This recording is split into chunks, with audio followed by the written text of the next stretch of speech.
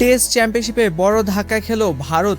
শ্রীলঙ্কার বিপক্ষে কলম্বোর টেস্ট জিততে না পেরে ড্র মেনে মাঠ ছাড়তে হয়েছে শুভমান গিলদের। আর এই ড্রয়ের পর পয়েন্ট টেবিলে ভারতের নিচে নয় বরং উপরে উঠে গেছে বাংলাদেশ।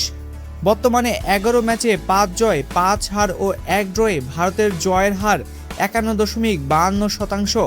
অন্যদিকে 6 ম্যাচে 3 জয় 2 হার ও 1 ড্রয়ে বাংলাদেশের জয়ের হার 55.56%। ফাইনালে যেতে এখন ভারতের সামনে কঠিন সমীকরণ। বাকি 8 টেস্টের মধ্যে অন্তত 7টি জিততে হবে তাদের।